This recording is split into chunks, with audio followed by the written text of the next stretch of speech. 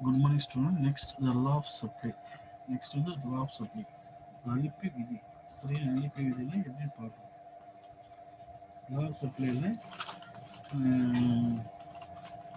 law of supply state that other thing the remaining the same.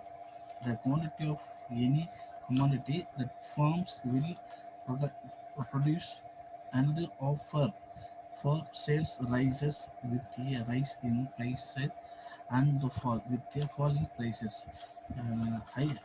Higher the prices, higher will be quantity supplied, and lower the prices, smaller will be quantity supplied. Okay, other thing remaining the same mean the determine other the own price such as the technology course of the firm, the government policy, price of the related goods, etc. should not the changes. Should not the changes. Okay. Next, the assumption of law of supply. There is no change in the price of the factor protection. There is no change in the technique of the protection. There is no change in the goal of firm. There is no change in the price of related goods. Producer do not expect the change in the price of the commodity in the near future. Okay.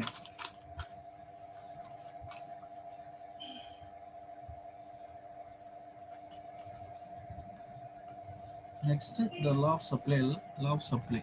The law of supply, the SS means sloping upward from the left to right. It is to show the positive relationship between price of commodity and it is the quantity supplied. As the price rises, the quantity supply is also rises. Okay. இதில் பொதுவாக பார்த்தோன்னா law of supply பார்த்தோன்னா price இந்த இப்போ ஒரு ஷெடியூலில் பார்க்கணும். இந்த அட்டவணையில் பார்த்து 10 ப்ரைஸ் ஆஃப் ரைஸ் வந்து 10, 11, 12, 13, 14, 16. அது குவான்டிட்டி சப்ளை 5, 6, 7, 8, 9, 10, 11. அப்போ என்ன லா ஆஃப் சப்ளை என்னன்னு பார்த்தோம்னா மற்ற என்னது ஒரு மற்ற என்ன சொல்லுவாங்க மற்ற நோ சேஞ்சிங் ப்ரைஸ் மற்றவை மாறாமல் இருக்கும்போது ஒரு பொருளின் விலை என்ன சொல்லலாம் ஒரு பொருளின் விலை கூடினால் அளிப்பு எக்ஸ்சேஞ்ச் ஆகும். என்னது ஒரு பொருள் விலை கூடினால் அளிப்பு அதிகரிக்கும், பொருள் விலை கூடினால் அளிப்பு வந்து சுருங்கும். அதை தான் சொல்கிறாங்க. இதில் ஃபார் எக்ஸாம்பிள்னா ப்ரைஸ் வந்து 10 ரூபா இருந்துச்சு, அப்போ வந்து 5 ரூபா குவான்டிட்டி பண்ணுறாங்க. அது 11, 12, 13 இருக்கிறப்ப பொருள்கள் குவான்டிட்டிஸ் என்ன அது இன்க்ரீஸ் பண்ணுறாங்க 6, 7, 8. அவர் லாஸ்ட்டாக 16 ரூபா விலைங்கிறப்ப அவங்க 11 ரூபான்னு அளிப்பு கொடுக்குறாங்க. அப்போ என்ன ஆச்சுன்னா இங்கே இப்போ டயக்ராம் பார்த்தோம்னா டயக்ராம் ஷெட்யூல் கீழே வந்து quantity supplied y-axis, y வந்து price of the rate rice, price of the rice flour பார்த்தீங்கன்னா 10, 11, 12, 13, 14, 15 இன்க்ரீஸ் ஆகுது. ப்ரைஸ் இந்த குவான்டிட்டி அளவும் இன்க்ரீஸ் ஆகுது. அப்போ என்ன ஆகுதுன்னா கீழே வந்து நம்ம மேல் நோக்கி விரிவடையுது. அப்போ என்ன அது விலைகள் ஏற என்ன ஆகுது குவான்டிட்டி அளவு அதிகரிக்கிறாங்க. ஆனால் அது 5, 6, 7, 8 விலை வந்து 10, 11, 12 ஏறப்போ விலைகள் 5, 6, 7 எனக்கு sloping upward from the left to right. அப்படிதான் சொல்றாங்க. ஒரு பொருள் விலை எதுவும் மாறாமல் இருக்கும்போது பொருள் விலை கூடினா அளிப்பின் அளவு அதிகரிக்கும், பொருள் விலை குறைந்தால் அளிப்பின் விலை குறையும். இதுதான் கான்செப்ட். சப்போஸ் இது ஆப்போசிட்டா பாரு 12 ரூபா 11 ரூபா இருக்கிறப்ப 16. சரி, அப்படியே விலை வந்து 10 ரூபா இருக்கிறப்ப 5. சரி, அது இன்க்ரீஸ் ஆகிறப்ப 16 ரூபா 16 இருக்கிறப்போ 11 யூனிட்டுக்கு தராங்க, சப்ளை பண்ணுறாங்க. அது 5, 10 ரூபான்னு விலை குறைகிறப்போ எவ்வளோ குவான்டிட்டி 5 ரூபா தராங்க. இதுதான் டயக்ராம் சொல்லுது. It is the positive relation between price of the commodity and it is the quantity supplied. Or price rise, the quantity supplied also rises. அப்படின்னா prices என்னது ரைஸ் ஆயிடுச்சுன்னா quantity supplyயும் also rises. சரி, அதுதான் அந்த டயக்ராம் சொல்றாங்க. இது பார்த்தா நெக்ஸ்ட் வந்து law of the assumption of என்னது assumption of the law of supply. There is no change in price of the factor. எப்பவுமே விலைகள் வந்து எந்த ஒரு மாற்றமும் இந்த ப்ரொடக்ஷன் உற்பத்திக்கான எந்த ஒரு மாற்றமும் இருக்கக்கூடாது. there is no change in the technique protection. எந்த ஒரு தொழில்நுட்ப உற்பத்தியில் எந்த வித மாற்றம் இருக்கக்கூடாது. there is no change in the whole of firm. இந்த நிறுவனத்தில் அந்த அச்சீவ்மெண்ட்ல எந்த விதமும் எந்த சேஞ்சும் அந்த ஒரு இருக்கக்கூடாது. சரி, no change in the price of relation foods. இந்த தொடர்புடைய விலைகள் வந்து எந்த ஒரு மாற்றம் இருக்கும். there is no change. இது எல்லாமே வந்து எந்த விதமான சேஞ்சஸ் விலையில் வந்து மாற்றம் இல்லாத போது அந்த தேவையான அளிப்பு வந்து அளிப்பின் அளவுன்னு அதிகரிக்கும். சரியா, producer do not expect the change in the price of the commodity in the near the future. சரியா, அது என்ன சொல்றோம், no changing in the prices of the commodity near the future. இது மாதிரி இது எதிர்காலத்தில் நம்ம ப்ராஃபிட் கிடைக்கும். சரி, ப்ரைஸ் மட்டும் விலை மட்டும் அதிகரிச்சுட்டு பொருட்கள் வந்து கொடுக்கணும், அது வந்து ரொம்ப தவறான விஷயம். சரியா, நெக்ஸ்ட்டு அது பார்த்தீங்கன்னா லா ஆஃப் த சப்ளை பார்த்துச்சு. அது நெக்ஸ்ட் வந்து சேஞ்சிங் த குவான்டிட்டி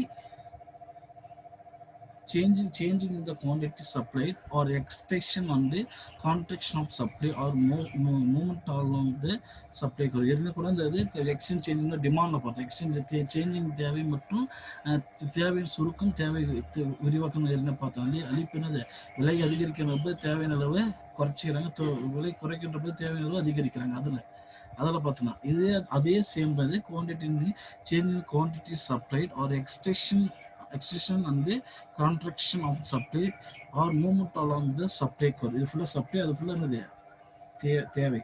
இதில் பார்த்தோன்னா increasing the quantity supplied of a commodity due to the rise in the its price, it is called extension of the supply, and decreasing the quantity supplied due to the falls into the price is called contraction supply. என்னது supply, என்னது விரிவாக்கம், changing என்னது supply என்ன change ஆகுதுன்றாங்க. அதே மாதிரி விரிவாக்கம் மற்றும் சுருக்கம், கான்ட்ராக்ஷன் சுருக்கம் சொல்றாங்க, எக்ஸ்டென்ஷன் விரிவாக்கம். சரியா, தேவை அளிப்பு விரிவாக்கம் மற்றும் அளிப்பு அளிப்பு சுருக்கம்.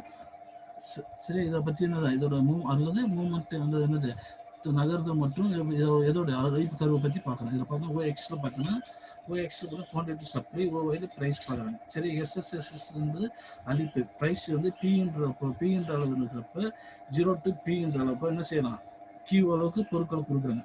அதே ப்ரைஸ் P வந்து P1 இன்க்ரீஸ் ஆகிறப்ப P வந்து P1 இன்க்ரீஸ் ஆகுது. அதே மாதிரி அளிப்பை வந்து Q வந்து Q1 இன்க்ரீஸ் பண்ணுறாங்க. சரியா, எந்த அளவுக்கு இன்க்ரீஸ் பண்ணுறாங்க, அதிக அளவு கிடையாது, ஆனால் கொஞ்சமான அளவு தான். சரியா, அதே ப்ரைஸ் வந்து P1 வந்து Pக்கு வந்து P2 குறைக்கிறாங்க. குறைக்கிறப்போ விலைகள் என்ன, Q1 வந்து மறுபடியும் Q2க்கு ரிட்டர்ன் பண்றாங்க. அப்ப என்ன அர்த்தம்னா, விலைகள் அதிகரிக்கின்ற போது அதிக அளவு பொருட்களை அளிக்க முடியும்.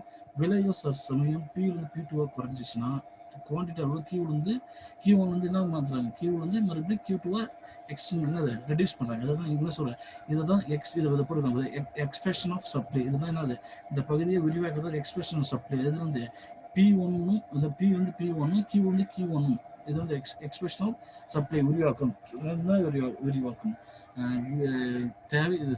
அளிப்பு விரிவாக்கம். சரி, அதே வந்து P வந்து P2ஆகவும் Q வந்து Q2ஆகவும் விலை P வந்து P2 குறைக்கின்ற போது பொருட்கள் அளவு Q வந்து Q2 குறைக்கிறாங்க. அப்போ அங்கே கான்ட்ராக்ஷன் ஆஃப் சப்ளை அப்படின்னா அளிப்பு சுருக்கம். இந்த அளிப்பு சுருக்கம் சரி, அதை தான் சொல்றாங்க. சரியா, இது BB என்பது B என்ற பாயிண்ட், C என்ற பாயிண்ட்டும் மிட் பாயிண்ட். சரிங்க, B என்ற பாயிண்ட் புல் C என்பது மிட் பாயிண்ட்லையும், P என்ற புள்ளி எக்ஸ்டென்ஷனும், C என்ற புள்ளி கான்ட்ராக்ஷன். சரி, மூமெண்டம் அலாங் வித் சப்ளை எப்படிலாம் மூவ்மெண்ட் ஆகுது போகுது, அதை தான் சொல்றாங்க. சரியா, ஓகே, தேங்க்யூ.